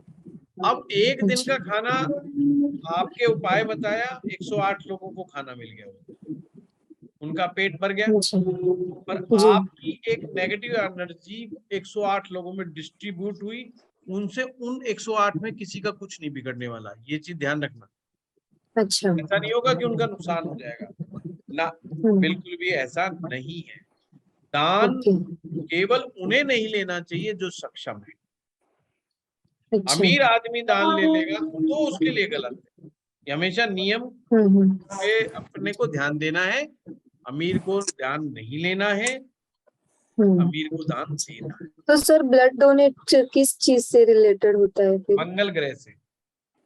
अच्छा, ओके। Thank you sir. ज्यादा मंगल उबाल खा रहा हो तो उसको ब्लड डोनेशन के लिए भेज दो। वो 5-7 दिन तो रिकवरी करने में लगा रहेगा, फिर लड़ेगा कब? जैसे तैयार हो फिर भेज दो उसको। Okay, thank you sir. हाँ कपूर साहब, बाकी लोग हाथ नीचे करते जाएं जिन जिन का हो जाए। नमस्कार गुरुजी। नमस्कार सर। वो चौथे भाव का जो उपाय है, चावल वाला, चांदी की ईंट वाला, वो लाल थैली में भी रख सकते हैं? नहीं, मंगल की? हाँ लाल थैली में भी रख सकते, ठीक कह रहे।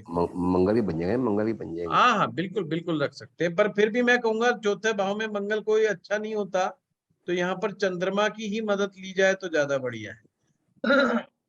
ठीक है, पीली थैली में रखते हैं। ठीक हाँ है। लता जी। हाँ सर, नमस्ते सर। मेरी पास एक कुंडली है, उसके बच्ची के 9th में जुपिटर और सन है, और वो भी मैरिज करना चाह रही है। 29 साल की हो गई है, और बाप मैरिज नहीं करना चाह रही। हाँ तो सप्तम भाव में लता जी देखिएगा, कुछ नहीं है, पूरा केंद्र खाली है। बुध और शुक्र को देखिएगा आप। तो बुध शुक्र को स्थापित करे 7 लाल किताब में जो प्रेडिक्शन करने का फार्मूला क्या होता है, जैसे सप्तम भाव में कोई ग्रह नहीं है, कोई चिंता वाली बात नहीं है। सिंपल देखो कि बुध और शुक्र का है, बुध शुक्र जैसे होंगे वैसे हालात सप्तम भाव के होंगे। सिंपल खेल है। हाँ अच्छा, उसका बुध शुक्र दोनों का दोनों ही 8वें में। फंस गया ना, आगे मिल गया ना रिजल्ट आपको। ब्रिलियंट तो बहुत है, पीएचडी कर रही है, लेकिन शादी नहीं करेगी। ब्रिलियंट तो मैं भी हूँ, मैंने 1 मिनट में बता दिया आपको कि बुध शुक्र फंसे मिलेंगे, तो इसलिए शादी नहीं हो रही। तो सर इसका कौन कैसे 7 का उपाय करे फिर? देखिए पहली बात तो शादी जरूर होगी लता जी। शुक्र 8वें में बैठा है, 8वें का शुक्र शादी जरूर कराता है। अच्छा। बुध के साथ है, चल पाए ना चल पाए उसकी गारंटी नहीं, शादी जरूर करेगी लड़की। ये आपको ऑन रिकॉर्ड बता रहा हूँ। संजीव शर्मा जी। प्रणाम गुरु जी। गुरु जी बस मैं ये पूछना चाह रहा था कि जैसे आपने बताया कि अगर कोई ऋण हो तो पहले अगर ऋण के मान लीजिए कोई उपचार चल रहे हो और बीच में वर्षफल के भी यदि कोई उपचार आ जाए तो क्या दोनों तरीके के उपचार किए जा सकते हैं किसी के द्वारा, या पहले अगर ऋण के 90 स्थिति दिन या देखनी साल पड़ती है भर? संजीव जी, स्थिति देखनी पड़ती है। संकटकालीन उपाय लाल किताब में अलग आते हैं। संकटकालीन का मतलब संकट आ गया तो ही करना है, अदरवाइज नहीं करना है। अच्छा। और जो आपके ऋण होते हैं, ऋणों के तो कंटिन्यूटी में चलते रहने चाहिए, उसमें कोई अच्छा, वर्ष फल के भी कोई करने जरूरी नहीं है। अगर सब कुछ नॉर्मल चल रहा है, बिना मतलब छेड़छाड़ नहीं करनी है। अच्छा, बहुत ज्यादा उपायों से कोई फायदा नहीं होता, उल्टा नुकसान होता है। एक तो उपाय करने मुश्किल हो जाते हैं, ऊपर से अगर वो मिसमैच एनर्जी हो जाए, क्लैश हो जाए, तो उसका कोई रिजल्ट जीरो हो जाता है, कोई फायदा नहीं होता। जी जी, ठीक है। हाँ, जैसे शादियों में नहीं होता अपने इंडिया में, तो बंदा कहता है भी टारगेट लेके चलता है कि मैंने इस खाने से लेके सारे खाने तक चख के आना है, चाहे वो मिसमैच हो सारे भोजन एक दूसरे के। आइसक्रीम भी खाएगा, फिर लास्ट में दूध भी पिएगा, गोलगप्पे शुरू में खाएगा, है चाट पकौड़ी भी खाएगा, फिर कुछ और मिल जाएगा वो भी खा के जाएगा, क्योंकि उसने बदला लेना है पूरा। उसको याद है कि तेने कितने पैसे दिए थे, कितना हिसाब किताब चुकता करना है, तो वो उसका टारगेट है। तो ऐसे कभी भी टारगेट लेके मत चलिए कि हमने किसी ज्योतिषी को पैसे दे दिए तो अब इससे 10 उपाय लेने हैं और 10 के 12 करके दिखाने हैं, ऐसे लाभ नहीं होगा। हाँ विभाजी। हाँ, सर मेरा क्वेश्चन ये था, उनमें से भी सबसे जो बेस्ट उपाय है ना वो निकालेंगे, वो धीरे धीरे धीरे धीरे आ जाएंगे आप। सर मेरा क्वेश्चन ये था कि इतने सारे उपाय सुने, जैसे सबका सुनने के बाद, अब जैसे हम लोग नॉर्मल जैसे करते हैं जो चीजें, तो क्या हम कोई गलत कर रहे हैं? कैसे पता चलेगा कि जैसे अभी कहीं चप्पलें बंटवा दी कहीं, क्योंकि हम यहाँ कर नहीं सकते, हम यहाँ से पैसे भेजते हैं इंडिया, और फिर वो ये तो विभाजी अब क्लास पूरी करते करते पता चलेगा कहाँ गलत कर रहे हो आप। अब तो मैं भी नहीं बता सकता ना कि कैसे आपकी गलत क्या कर रहे हो, ठीक क्या कर रहे हो। जैसे कहीं पे, जैसे सीजन शुरू हुआ इंडिया में, हमने पैसे भेज दिए कि बच्चों को कॉपी पेंसिल रबड़े हमारी तरफ से लेके दे दो सबको। तो जैसे वृंदावन में मैं भेज देती हूँ, हमारे वहां वृंदावन में है पंडित जी, तो क्या ये करना ठीक है या गलत है? ये मेरा क्वेश्चन। कुंडली से देख के पता चलेगा ना विभाजी, वैसे तो नहीं कह सकते, इसको तो मैं ही बता रहा हूँ कि करना चाहिए, पर मुझे क्या पता आपका पंचम भाव में क्या हिसाब है। आप मेरे लॉजिक को भी समझा करें कि मुझे नहीं आइडिया ना आपकी कुंडली में क्या चल रहा है। पर नहीं, अगर कुंडली नहीं देखते, वैसे ही कोई उपाय ऐसे हम दान कर देते हैं, तो उसका क्या बुरा इफेक्ट भी होता है? नहीं नहीं, दो प्रकार के हैं, एक सकाम दान, एक निष्काम दान। निष्काम होता है कि कोई कामना पूर्ति नहीं है, हाँ जी, मन में खुशी आई और दे दिया, हाँ जी, उसका कोई भी नियम नहीं लगेगा।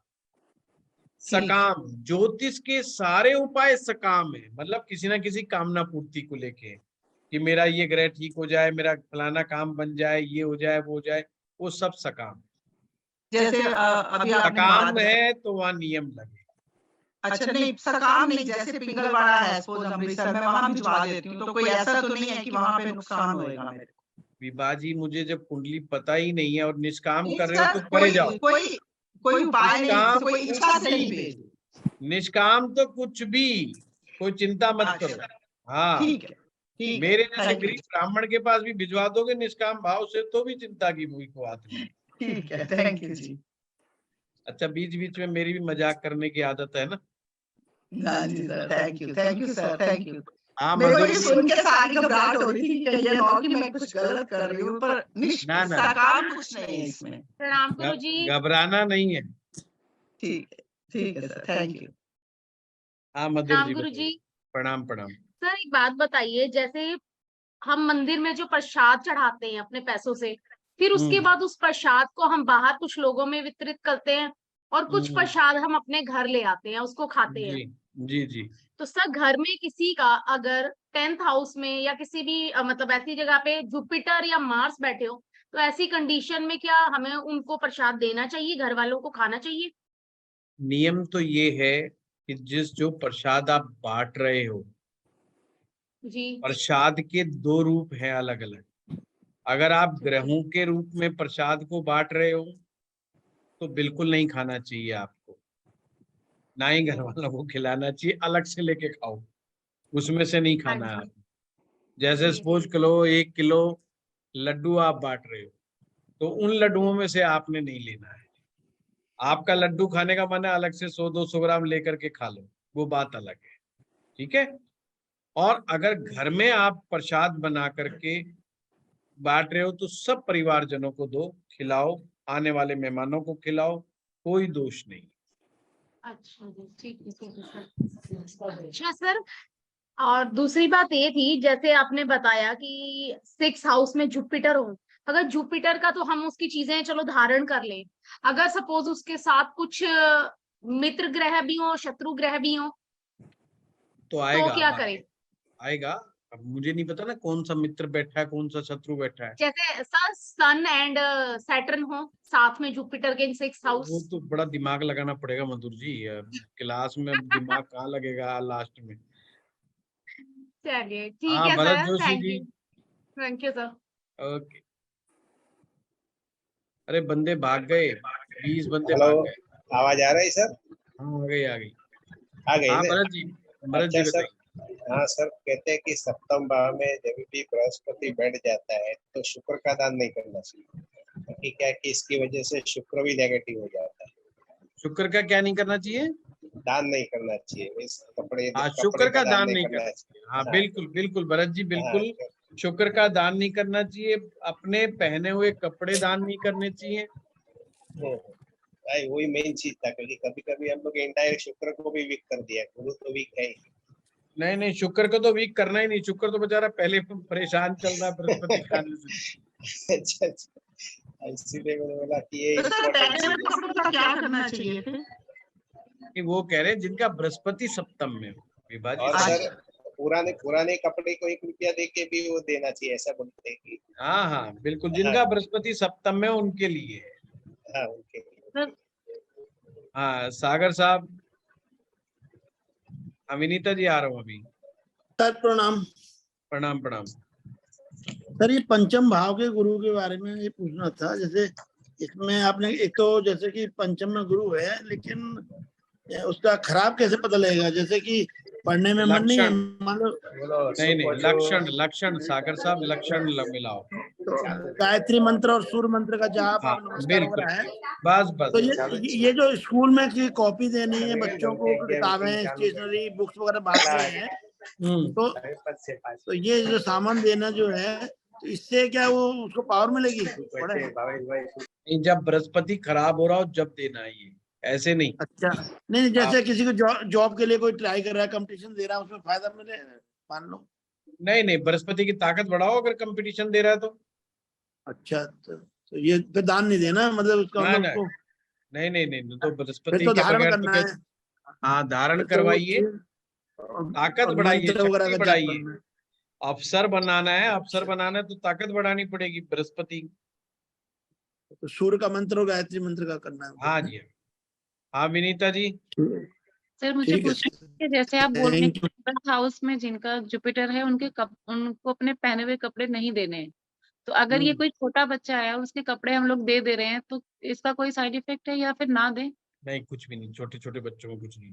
छोटे बच्चे का दे सकते हैं ना? हाँ कोई फर्क नहीं। ठीक है सर, थैंक यू। ठीक है, हो गए सभी? चलिए धन्यवाद आप लोग। सर एक रह गया सर, एक छोटा सा क्वेश्चन है सर। हाँ बताइए मनमोहन जी। अच्छा मनमोहन जी रह गए, हाँ बताइए मनमोहन जी। सर जैसे कि तिलक वगैरह हम लगाते हैं, तो कई लोगों को चेस्ट पर और नाभि में भी तिलक वगैरह लगाते हुए देखा गया, तो ये किस हाउस से रिलेटेड होते हैं और कैसे लगा सकते हैं? देखिए जो नाभि है हमारी, नाभि हमारा शरीर का मुख्य केंद्र बिंदु है, इसको सूर्य का स्थान माने आप। सूर्य को मदद पहुंचाने के लिए, जैसे हमारे कहते हैं ना कि जबान के ऊपर, माथे के ऊपर और नाभि के ऊपर जो है केसर का तिलक लगा। केसर जो है बृहस्पति है और नाभि जो है सूर्य है, तो उसको टच करने के लिए सूर्य और बृहस्पति का मेल कराया जा रहा है एक प्रकार से। दूसरा तरीका क्या है, बॉडी में कहीं पर कोई दिक्कत आ जाए, कोई लुब्रिकेशन सिस्टम आपने डालना है बॉडी के अंदर, तो नाभि सबसे बढ़िया है। तेल डाल दो वहां पर, अलग अलग प्रकार के तेल, अलग अलग प्रकार की चीजें नाभि के आसपास लगा दो, वो बॉडी के अंदर तक पहुंचती है। तो नाभि का ये, छाती का यहाँ पर नहीं है। कुछ मत और संप्रदाय है, उनके विशेष चिन्ह बने होते हैं, जैसे बाजू के ऊपर यहाँ पर वो त्रिपुंड बना दिया, यहाँ गले पे वो संप्रदाय के हिसाब से, वो ग्रहों के हिसाब से नहीं। Yes sir. सर मेरा एक है, जैसे किसी के पेरेंट्स की तबीयत ठीक नहीं होती, वो अगर वो खुद उपाय नहीं कर सकते तो क्या, जैसे अब किसी का 8th हाउस बेटा कर सकता है, बेटा बाप का कर सकता है, बाप बेटे का कर सकता है, और बेटी भी कर सकती है। बेटी भी कर सकती है, पर शादी वाले उपाय बेटी को खुद ही को करने पड़ेंगे। बेटी की उनकी हेल्थ के लिए कोई भी कर सकता है, बेटा भी कर सकता है, बेटी भी कर सकती है। अच्छा, जैसे अगर किसी का बुध का उपाय करना हो तो उनकी खुद की बिटिया पे असर नहीं होता, उसका जीवन साथी भी कर सकता है। अच्छा ठीक है सर। सो अपनी बिटिया पे असर नहीं होगा, जैसे हमने कुछ दबाने का शमशान में या किसी में? दबाने का अभी मत पंगे में फंसना, देखो दबाने वाला वैसे ही रिस्की होता है, तो मैं वो काम का नष्ट ना हो जाए, काम का दिक्कत ना हो जाए। अच्छा ठीक है सर। चलिए सर, नाभि किसी हाउस से रिलेटेड भी है सर? है जी, नाभि का रिलेशन किसी हाउस से भी है सर? 5वें भाव से। 5वें। Thank you sir. मणिपुत्र, धन्यवाद। Thank you sir, thank you sir. मिलते हैं व्हाट्सएप पे।